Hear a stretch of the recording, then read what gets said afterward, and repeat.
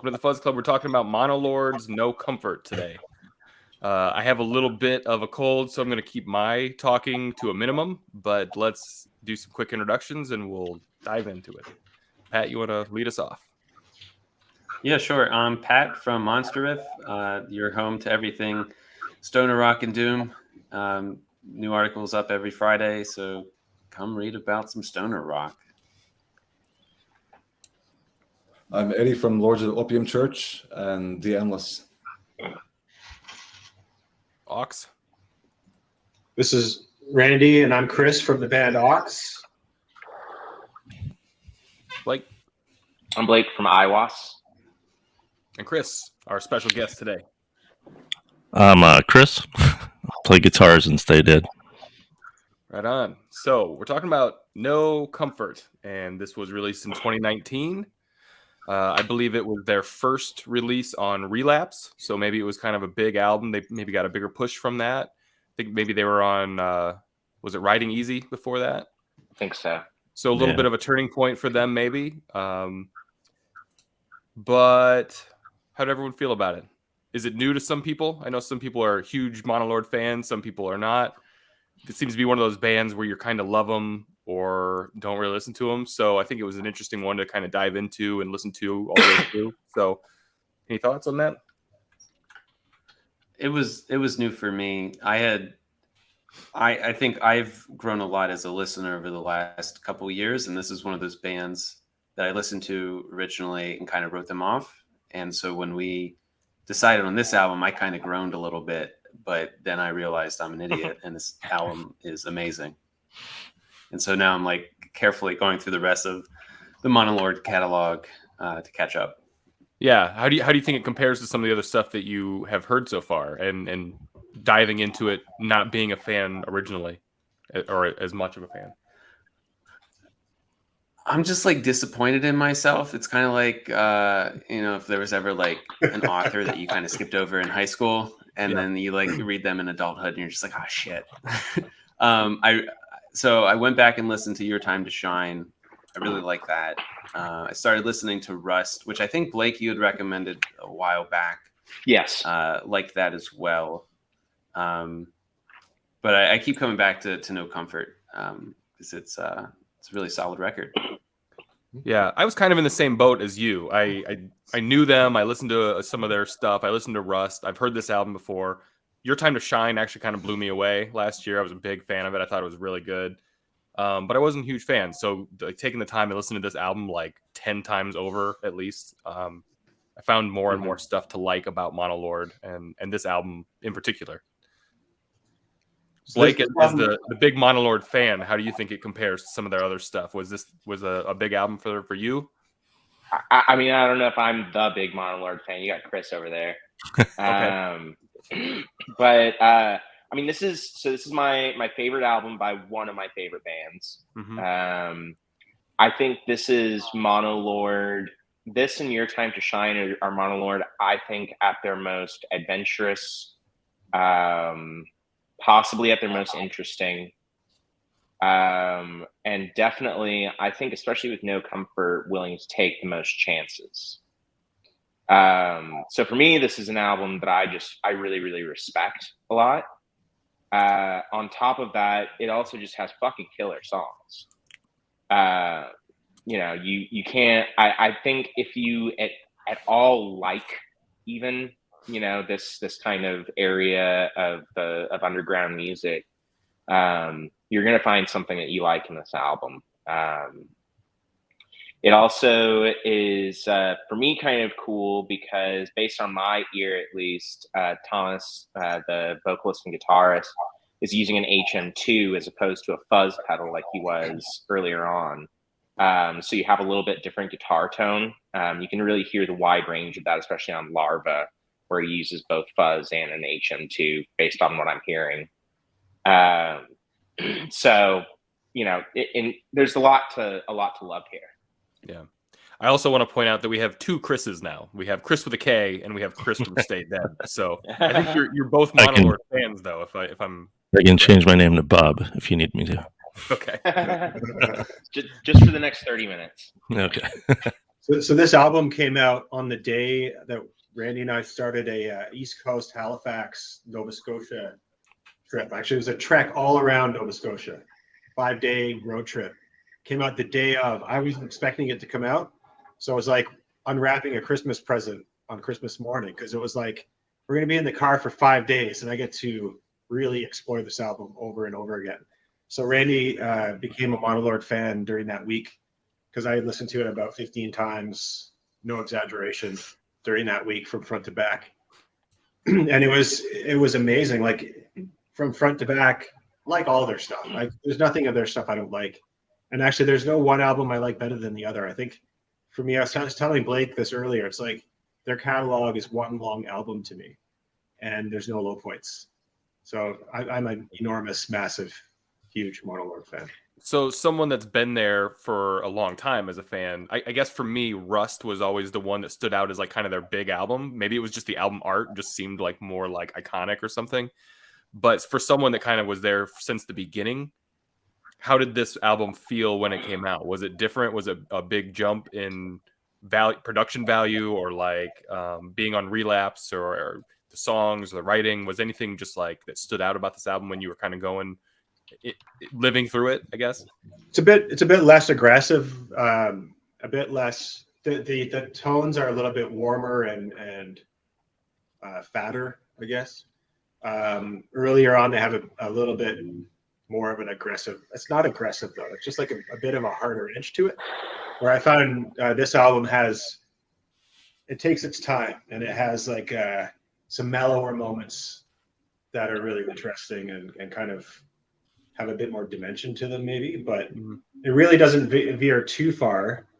And you know, I don't like it better than the other stuff or any worse. It's just slightly different. Maybe a bit. To me, it sounds a bit fuzzier. I know Blake said it's an HM2, but I thought it sounded a bit warmer. I hear that chainsaw immediately. I think HM2. So, I mean, especially you hear it on Larva more than anything else. I think that's where it really stands out. I think, going off of what you were saying, what I think the difference is before No Comfort, Monolord was at times, I don't want to say too, but they were very relentless in terms of their sonic approach. You know, especially if you take like Empress Rising and put it next to No Comfort, like Empress Rising is just brutal in comparison. I mean, they're both very heavy albums, but No Comfort has a maturity and a songwriting approach to it that I think is shows a band that's really growing and not willing to just rest on their laurels. It still sounds very much like, you can tell right away it's Monolord. But I think this is their most unique album. Kris from Stay Dead, what do you think? I talked to you a little bit, Bob, a day or two ago. So a little bit about Monolord. I know you're a fan. What were your thoughts on No Comfort specifically? Yeah, I think this album of all of theirs seems to be the most like Sabbath influenced. You know, it's got like each song is kind of like that journey, you know, from one end to the other. You got your 10-minute songs and your 4-minute songs kind of sprinkled in. But yeah, it seems like this one they took a lot more time to put it together and write it. It's definitely more like adventurous. You know, it's easy to write just a hammered down record. It's tough to write, like Blake said, a musically mature record. Yeah, and you can tell that they definitely took their time with this one. I don't know their material before this like super well, or any of their material for that matter, I guess. But there were definitely parts of this, like lyrically and sonically, there was like acoustic parts, there was heavy parts, there was so much going on to it, and that's really what I liked about Your Time to Shine too. I felt like it was just like they just explored more things. They just were very creative with it. It's a band you can watch their progress, and it's starting to happen like quickly now. So it's pretty cool. So when I was thinking about this album, as far as like if there are any weak spots, we talk about that on here a lot, and I know I knew an answer, at least from a few of you would say no, there are no weak spots. But I I wanted to ask about like the length of songs, and while I was listening to it, like Larva and No Comfort, but even I think maybe more specifically Larva in particular, like to me it was the length of that song where I was like, does this need to be a 9-minute song? Yeah. It could have been a 6-minute song or something. And I was like, if there are any weak spots for me, I'd be like, you could just make that a 6-minute song. That'd be great, and I'd be happy with it. The only weak spot that I found was I found the opener, The Bastard Son, was a little bit repetitive to be as an opener song, and if they had to come out with like Skywards, something that was pretty more in your face, it would have been more appealing to me, I guess. But it's still a good song, though. Yeah. I also get. I was gonna say Skyward's Rules. I love that opening of that song so much too. Mm-hmm. In my highlight. Oh yeah. I also Eddy, get intimidated a little bit by like if I'm looking at the track lengths before I listen and I see it opens and closes with like a 9.5-minute song and an 11-minute song, I'm just kind of like, oh man, I'm in for a ride. But I feel like The Bastard Son kind of eases you in a little bit, and I liked it as for me personally as an opener. Blake, your thoughts on the length of songs? I mean, I didn't know that I was talking to a bunch of 4th graders with ADHD. Blake, when was the last time you wrote a song that wasn't 10 minutes? Let's start there. Hey, I've written for the next album. I have 2 8-minute songs. So thank you. I'm used to the long songs too. With the Endless, we write a lot of like 6 to 9-minute songs, and you'll get to hear that when the album comes out. Well, I felt like No Comfort, I feel like goes in a few different directions. So like the 10-minute as a closer, I was like, okay, I get it. And especially people that like this type of music are totally cool with 10-minute songs. But I felt like Larva was a little bit repetitive, where I was like, this could have probably just been 6 minutes and it would have been fine. No, you completely lose. So it's a sonic odyssey. It's an onslaught. Yep. You know, like they're taking you on a sonic journey, and you're supposed to. I mean, the general rule would be to smoke a bowl, lean back, and just go along for the ride. Mm-hmm. Or conversely, sorry, Blake. Conversely, go on a long car ride. Like go on a long drive music. Yeah, which is how we got to enjoy it the first time. It's I think that the lengths of the songs allow them to stretch out as songwriters, and it also allows the listener to stretch out as well, and really start to see different things going on, to see the layers, to see the small changes, to get, when he switches guitar tones on Larva, it's very, very noticeable and impactful right away. Yeah. And I don't think you get some of those moments of, oh, he just changed the tone of his guitar, if it's not a 10-minute song. Interesting. And that's one of my favorite parts of that song. One of my favorite parts of the album, is that kind of heavy breakdown where you just but to that same point, I think that Alone, was it called Alone Together, was one of my favorite songs, and I think also one of the shortest. And I was like, well, that song could have been like 8-9 minutes, and it would have made plenty of sense because there were some different parts in that. So you're the most frustrating person I know.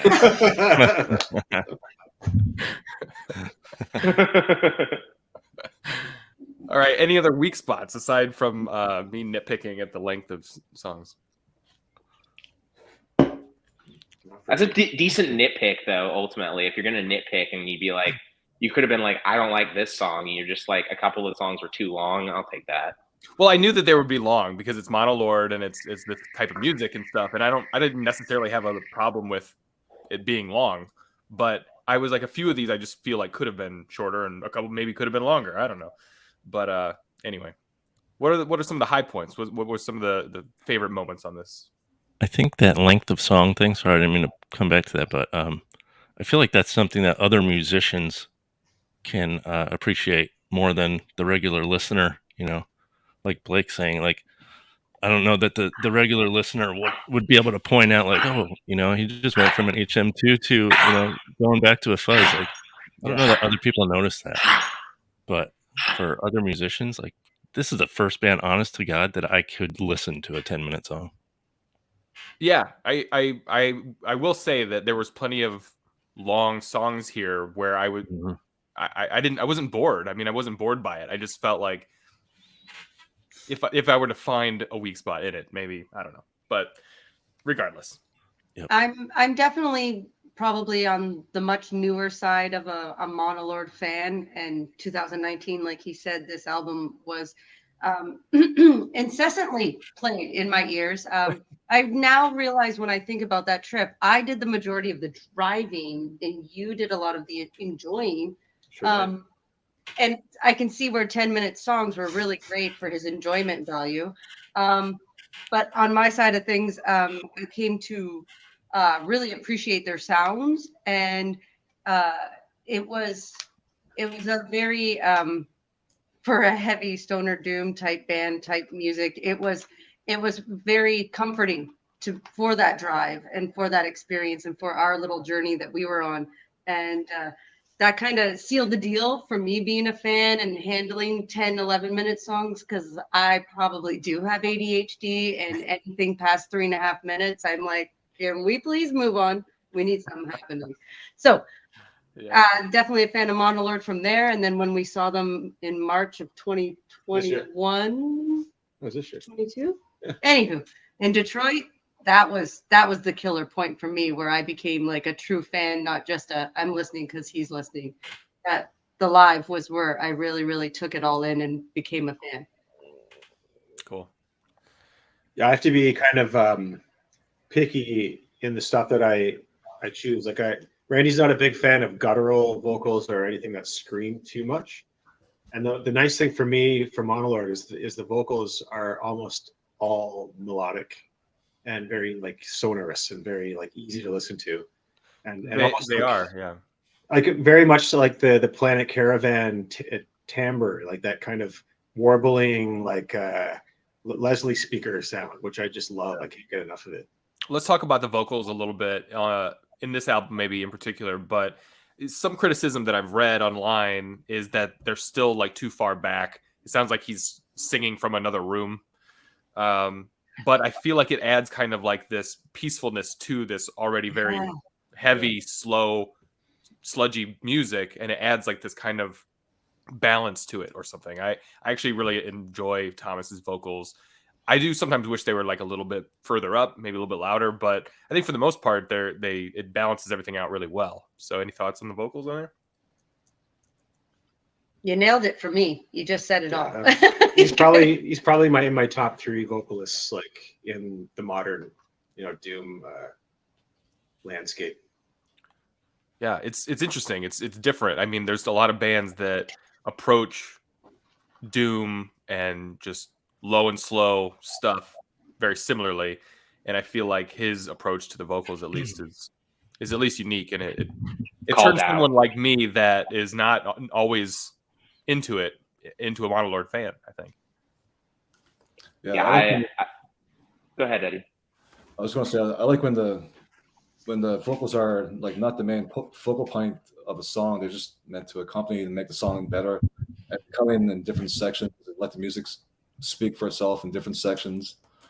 And there's like lots of pretty parts in the clean guitars and everything, and so it all fits well together.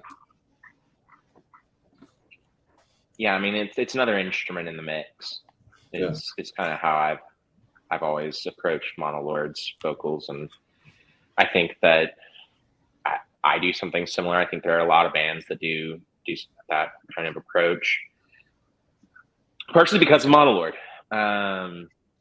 Because I don't know what it is about the vocals. I mean, he has a very distinct voice. I don't think there's any trying to attempt to sound like him per se, but the production of it and the mixing and the engineering and everything like that has definitely been often imitated. I feel like there's a lot of bands like this that put their vocals a little bit quieter, further back in the mix, and it's just because they're not confident enough, or maybe they're not even a good enough singer.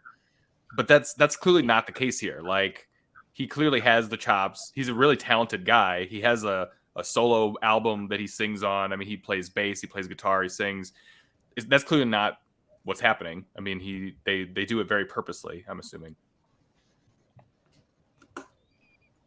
I think it's about that musical journey and just, you know, letting the instruments be the forefront and sort of take you on that journey, and mixing the vocals in just like another instrument. It's just, it almost complements the other instruments rather than rides over the top like a lot of other recordings.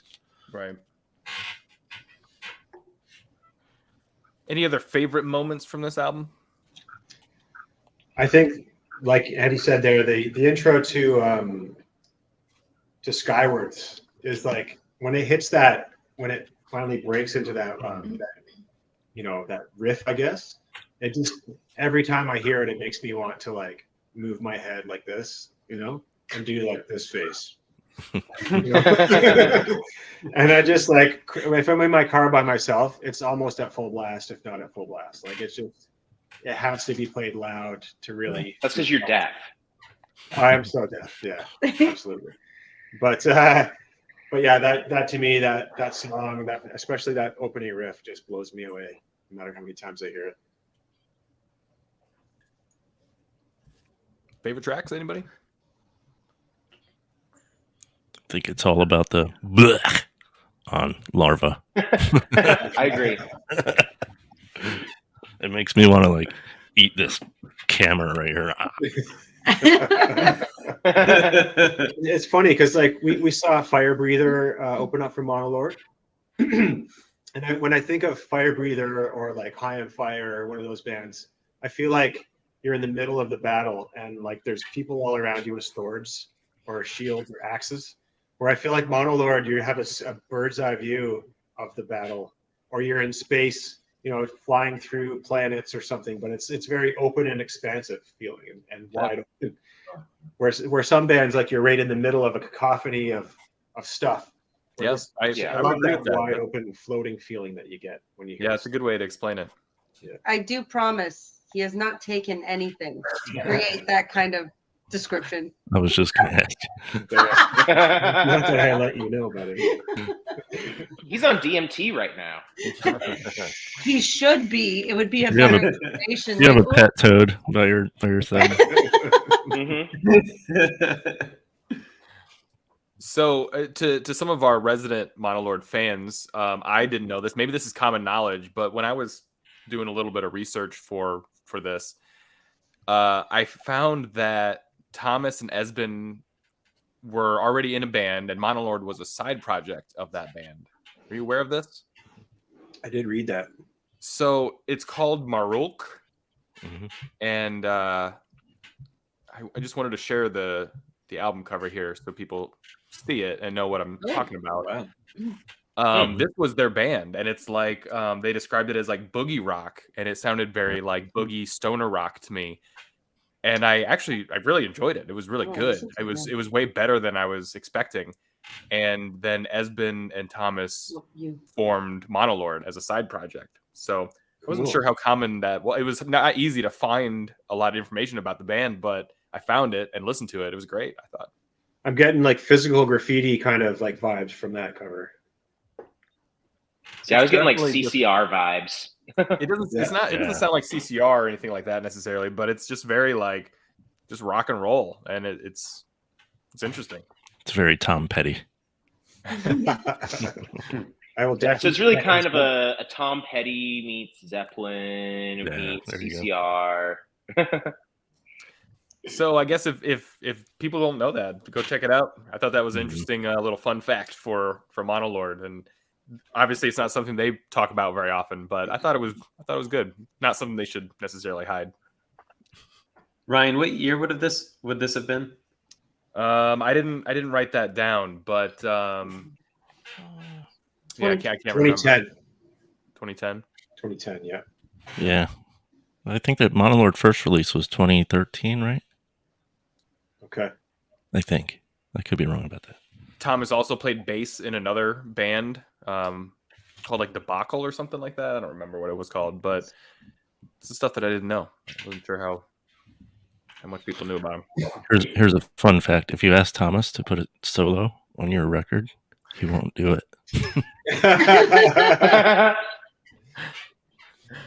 He'll say, Nope. Does he just say no?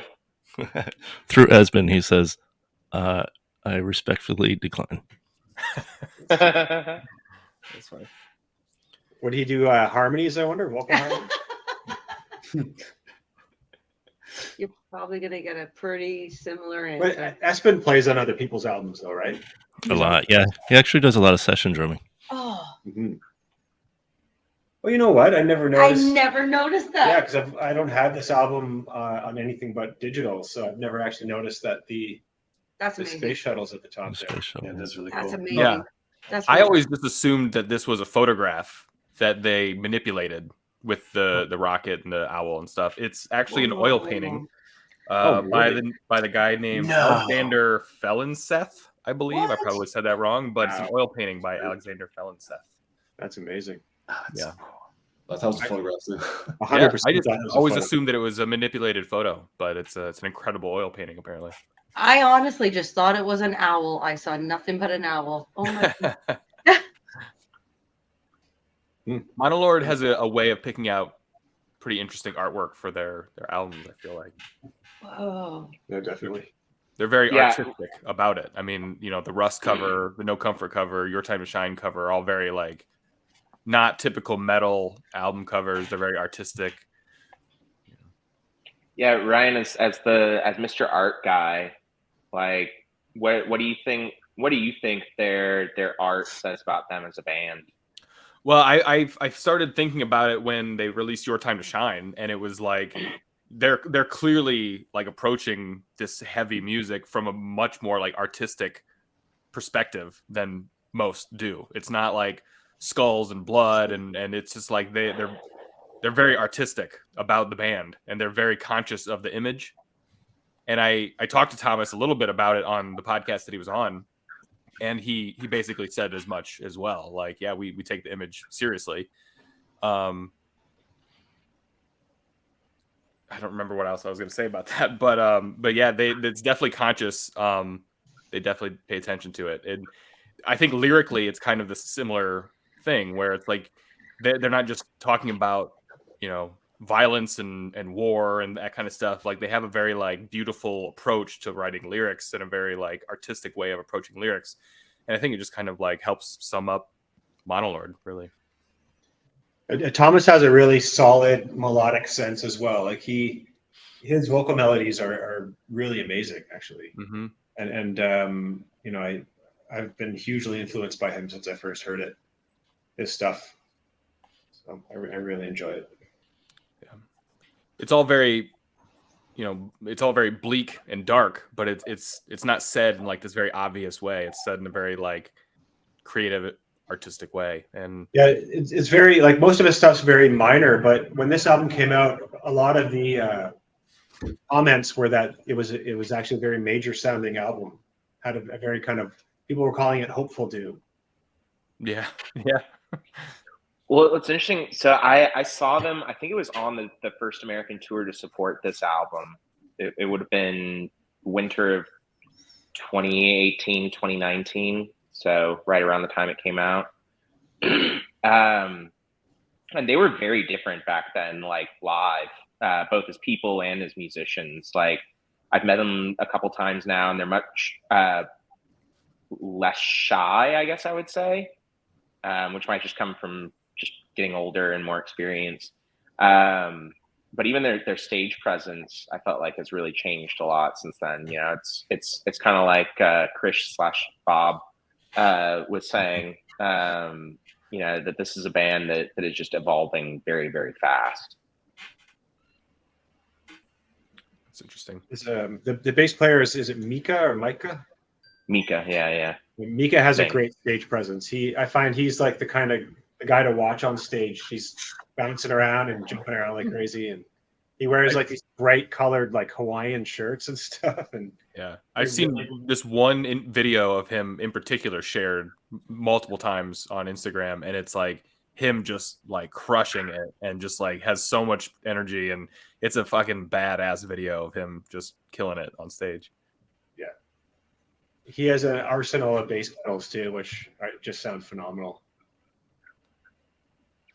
So Brent's should we talk acoustic about lyrics a and- little bit? I touched on it just a tad about kind of the artisticness of the lyrics and how they're bleak and dark, but also very beautiful, and they're very abstract. So like in the last few episodes, I took some of the lyrics and we did a little like finish the lyric game, and it was very easy to do that because I could take a word out and put something funny in. And I found that it was much more difficult to do on this one. However, I did it. So who's ready to guess Of course the you did. lyric? Passing blank, dead inside. Don't you go wandering with that bright view of life. Passing faces, passing gas, passing the ball, passing bodies, dead inside. Well, it's got to be A, but I'm It's too bad it's not B. too bad it's not B. That's more me at work. I work in a factory. It's okay. It smells bad there Because of you? because of me. It is faces. I From found- the blank inside to the surface of lies, controlled by the device, they find peace in demise. From the feelings inside, from the truth inside, from the sickness inside, from the double penetration inside.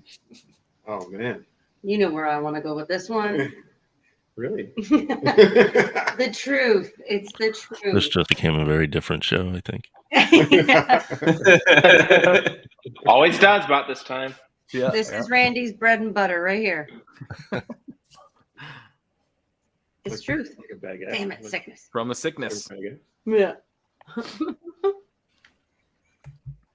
Don't you play with that blank, my friend. We will collide. No patience.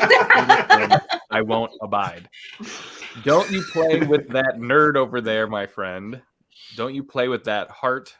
Don't you play with that nutsack. Don't you play with that hand, my friend. It might not be clean. Heart. Isn't- Blake, you're awfully quiet. Do you know these lyrics or no? Yeah, I know almost all these. Do you? Okay. It's heart. I don't know them at all. It's hand. Damn it. Hand on the nutsack. Okay. Oh, wait. The marrow is filled with blank, and all the terror for you and me were buried in the. The marrow is filled with cum. God, man. The marrow is filled with horror. The marrow is filled with a spongy substance and blood cells mostly. The Mostly. marrow is filled with blood. I can't answer. Jesus. I'd like to say I'm a lady, but Any thoughts? Any guesses? B. I'll go with B. B. It's B. Woo.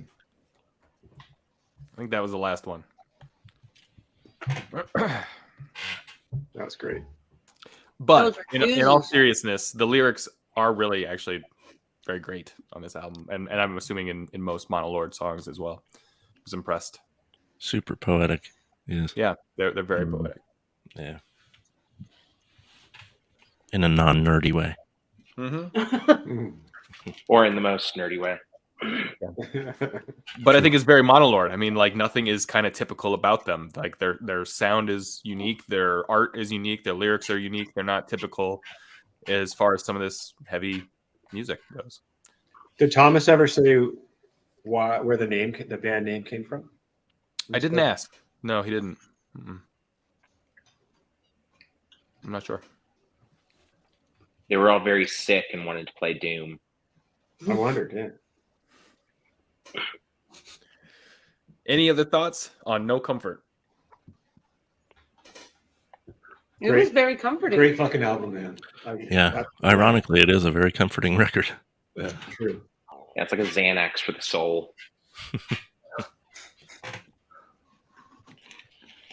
And again, it's all about the Pat's been quiet today.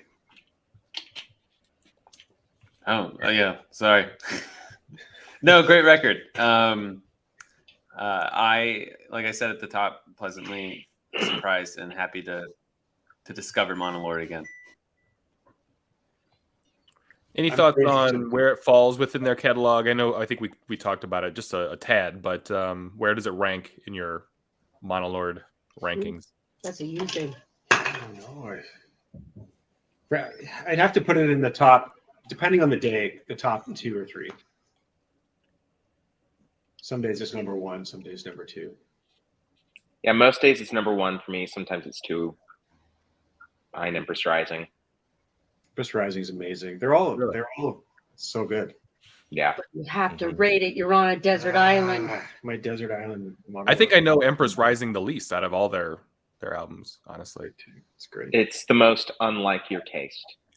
Maybe that's why. Maybe that's why I didn't give it much. It's nothing but really heavy, slow, long songs. Yeah. And the guitar tone is a bit more mid-range peaked, I find. On that. Yeah. So it's a bit of a more in your face guitar tone. Mm-hmm. Empress Rising opens with a 12-minute song, and then it has a 7.5, an 8.5, an 8 1/4, and a 10-minute song. And then it's over.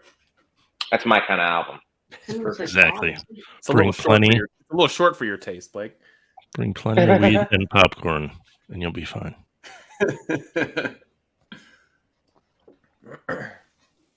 I think this one's it's like the perfect prelude to Your Time to Shine, though, because it's showing that journey, how they're just getting so good musically. Yeah, like I said, I They're love so Your Time to talented. Shine. To me, that's my favorite. I don't arguable if it's best or not or whatever, but as far as my tastes go, I think it's probably my favorite. And No Comfort is definitely on that direction. So.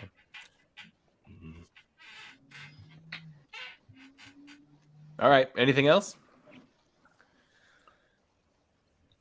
We'll go around and we'll tell everybody what you're up to, and we'll wrap this thing up. Pat, you want to lead us off? Yeah, it's always new stuff over on Monster Riff. The next podcast episode is with Tony Reed of Moss Generator, and then the Monster Riff top albums of the year will be coming out later this month. Eddy? Lord's Opium Church got a show coming up this Saturday at the Starlight Room for a Christmas event. I'm still plugging away at the albums. So. Cool. Aawks? We just did an in-studio recording for a YouTube channel called Ryfield Studios. So that'll be coming out on the 16th of December. On the 15th of December, we have a show with Indian Handcrafts and a band called Grieber, which is going to be a blast. Our first time playing with Indian Handcrafts, or our local buddies who kick ass. Yeah. And They have a beer collab coming out that's with true. a brewery in Massachusetts, which is pretty interesting since we're in Barrie, Ontario, Canada. But they're called Bone Up Brewing, and they're coming up to release a beer collaboration with what they say is their favorite band, which is Indian Handcrafts. So that's actually pretty trippy. And when I looked them up, I saw that they had done some other things for, was it Ripple? I'm trying to remember now. Crap. But anyways, they did some other collaborations for like Ripple Music or some sort of little beer festy thing they did with another record label. It seemed pretty neat. Cool. And then we have our tour starting in January, so I'm pumped about that. Sons of Arrakis will be coming here for 4 dates. And then we're going to Montreal, or to Quebec actually, for 4 dates in March.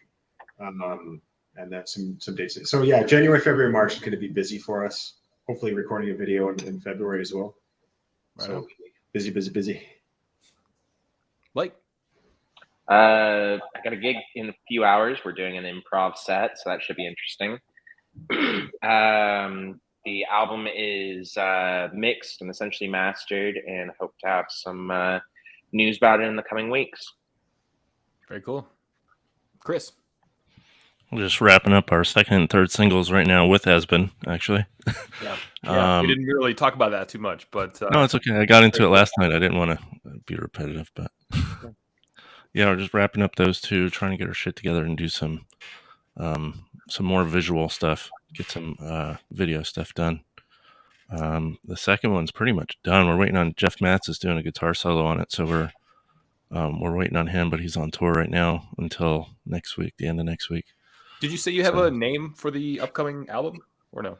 No, we're gonna drop 3 singles first, and then we're gonna go in, and I mean we've been working on an EP for a while, Okay. but we're kind of rewriting it, and I want to take more time with it. I don't want to rush it. So Right yeah, on. these are just leading up to the EP, which will probably be like around March. Where are you guys based out of? We're in Tampa, Florida, but we're a studio band. So my our drummer is in Washington D.C. area, and then the other guys are sprinkled around Florida down here. So you don't have any snow to deal with like us. Nice. No, thank God. Oh, I was up there for a long time. I grew up there, but no. Oh yeah. Yeah, Canada? I don't miss it. Not in Canada. Up in Connecticut, New Jersey. Okay. Yeah, but I don't miss the snow at all. All right. Well, the next Fuzz Club will be our best of 2022 episode. So everyone go check that out when it comes, and go check out Monolord's No Comfort. See you later.